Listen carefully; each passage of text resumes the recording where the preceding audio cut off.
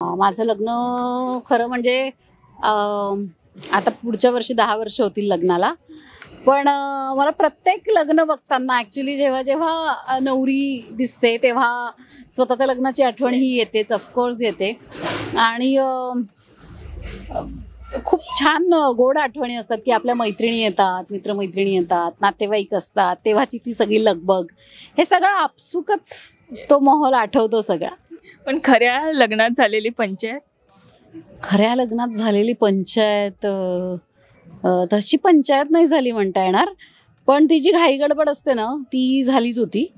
म्हणजे जेव्हा माझं आणि आदित्यचं लग्न ठरायचं होतं तेव्हा आम्ही नुकतंच भेटलो होतो आणि लग्न कधी करूया असं तारीख डिसाईड म्हणजे त्यांच्या घरून आणि माझ्या घरून लग्नाची तारीख काय डिसाईड करूया असं चाललं होतं. आणि मग मी असंच म्हटलं, अरे आत्ता 10 दिवसांनी हे आहे, व्हॅलेंटाईन्स डे आहे, तर व्हॅलेंटाईन्स डेच्या दिवशी करूया असं मी टपकन असं बोलून टाकलं. पण आदित्यने नेक्स्ट 10-15 दिवसात जी काय तयारी केली, जमवाजमव सगळी करून, आणि आय सेड की मला बीच वेडिंग हवी, मला समुद्रकाठी लग्न करायचं आहे.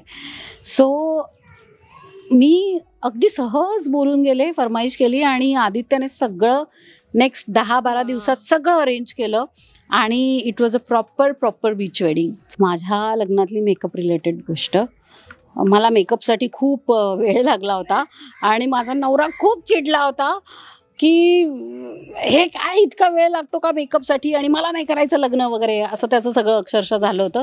इतका वेळ कोण घेतं मेकअप, मी तुला सांगितलं माझी बीच वेडिंग होती, सनसेट होऊन जाईल, सनसेट झाल्यावर कसली वेडिंग आहे, लवकर मेकअप आटप. सो असं सगळं झालं होतं. मला वाटतं लग्न ही एक अशी कमिटमेंट आहे की ती तुम्ही कुठल्याच परिस्थितीत मोडता कामा नये.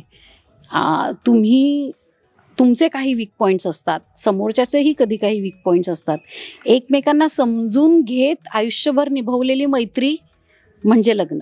आपण बऱ्याच सिच्युएशन्समध्ये पाहा ना, आपले मित्रमैत्रिणी असतात, बऱ्याच वेळा आपला मित्र किंवा मैत्रीण चुकलेला असतो, पण आपण तेवढ्यापुरता थोडासा कधी त्याचा राग करतो आणि पुन्हा एकत्र येतो, कारण आपल्याला त्या मित्रमैत्रिणीशिवाय करमत नसतं किंवा आपण त्याला त्यावेळेस समजूनही घेतो. लग्न ही एक अशीच कमिटमेंट आहे, दोघांनीही इक्वली एकमेकांना रिस्पेक्ट द्यावा. प्रत्येक नात्याचा सगळ्यात पहिला बेस हा रिस्पेक्ट आहे असं मला वाटतं. आणि दुसरं गोष्ट आहे ती म्हणजे त्या नात्यातली मैत्री.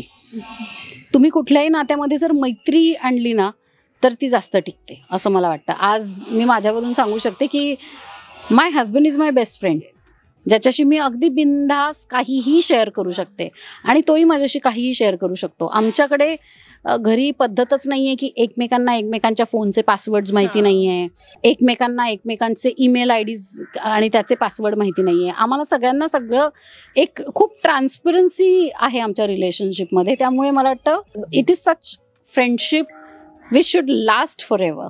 मराठी चित्रपटसृष्टीमधील latest update, original web series, shows, गाणी आणि एंटरटेनमेंटसाठी आमच्या चॅनलला सबस्क्राईब करा आणि बेल आयकन दाबायला विसरू नका.